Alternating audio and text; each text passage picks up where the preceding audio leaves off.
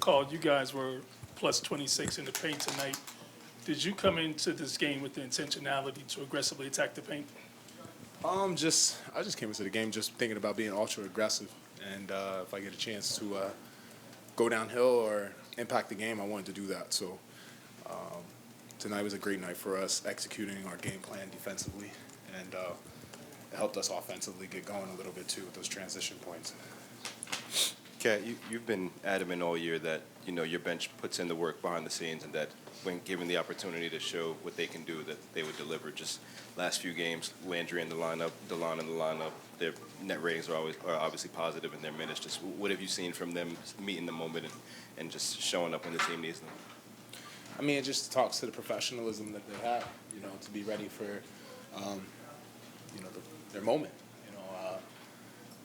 They did a great job of just, every single day we see them working. We see them always being ready for us. So if we ever need them, that they could come in and impact the game. And this series has shown their professionalism. It shows their character. And I hope the whole world and fans recognize it. Hey, Carl, what did you feel before the game that let you know that you were good to play with the knee? I looked at the game and it said Game 5, do or die. That was pretty much all I needed to see. Shout out to our medical staff. They gave me a chance to go out there and compete tonight. I'm glad I was able to. We put a lot of hours in trying to get myself ready so I could have a chance, and God was good. I was able to go out there and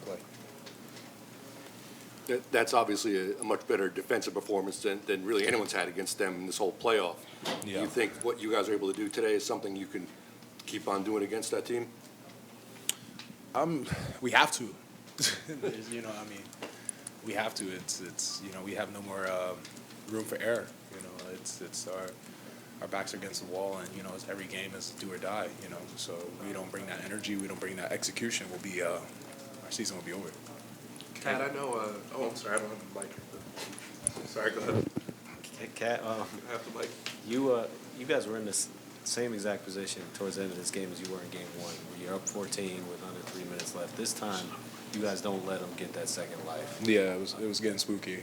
Yeah. Yeah. But, I mean, was that something you learned about Game 1 that kind of like you guys had to apply that sense of urgency? Yeah, I think that anyone who says they didn't, is lying.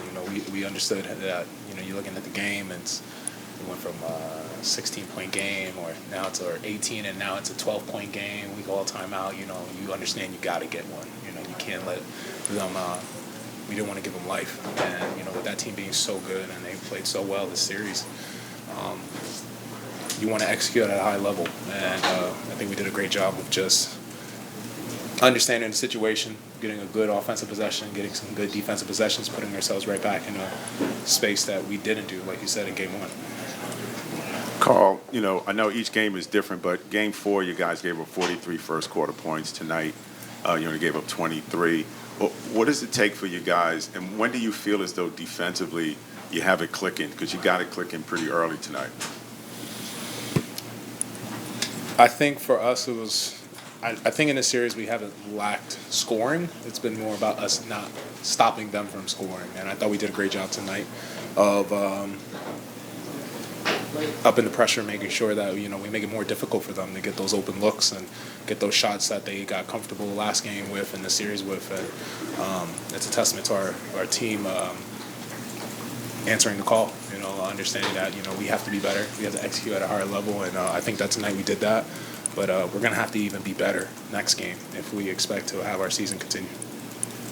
Carl, when you see Jalen right out of the bat, the first three baskets and then two back-to-back threes and is kind of waving at the crowd 6 minutes in and you're up 10 already. For sure. Just kind of what you saw from him at the start to set a tone.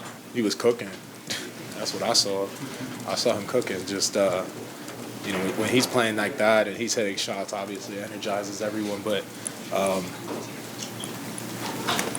you understand, especially when you're getting points at that kind of rate, you gotta stop. You gotta get some stops, and you don't ever want to be trading twos with twos, threes with threes. You want to be able to get some stops while Cap is on that kind of burner. When he's on the burner. So we did a great job of just executing, holding them to 23 points in the first quarter, something that we did not do well last game. And again, it's a testament to these guys. after a tough last game, you know, coming back to the drawing board and understanding the situation and playing with that desperation. Carl, when we sat with you in Indy a couple days ago, you were sitting next to Jalen when he took a question about the way he's been hunted and kind of targeted defensively, and he said, "I've got to be better." And right after he said that, you said, "We all do as a team collectively. We've got to do that. It's not just one person to stop Tyrese."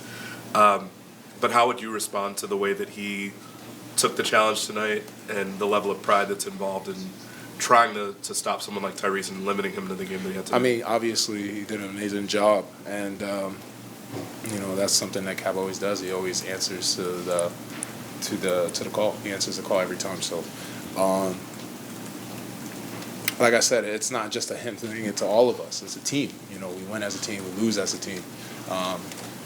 I'm never going to allow Cap. You know, he does so much for us, and we ask so much out of him every game. You know, that he's never going to go out there and take all the blame. We all do. You know, we're brothers. We're family. I mean, family and brothers never let someone go out there and you know, take all the blame. You know, we all got to be willing to lose together and win together. Last one. Kind of going back to DeLon and Landry, you know, Indiana obviously plays 10, 11 players, and they play really fast. You guys, up until recently, had a significantly shorter rotation. I'm just wondering, when you add 2 new players to the rotation, just how do you guys feel that in terms of the pace of the play and in terms of the way that Indiana plays? Like, how much of a boost does that give you, just the new bodies in the rotation? I mean, man, Landry, he sees every game we're playing it recently. He gets a big charge, and Deuce has been great, and you know, DeLon's been awesome, and I think everyone on the team is just continuously ready for their moment. And even the guys who don't play and haven't got a minute in these last 2 games, what they bring to our bench and the life they bring to our team, it can't be understated, and it can't be undervalued. You know, 1 through 15, everyone's doing an amazing job of wanting to win and being there for each other. So this team's special. This team is special, and you know, with this series, we haven't been able to close out games the way we wanted to. We haven't been able to show how special we are. We've had, you know, moments of brilliance, but we haven't had games of brilliance. And I think tonight was a good testament to, you know, when we're locked in playing for 48 minutes, you know, we could show the world how special we really are. Thank you, Carl.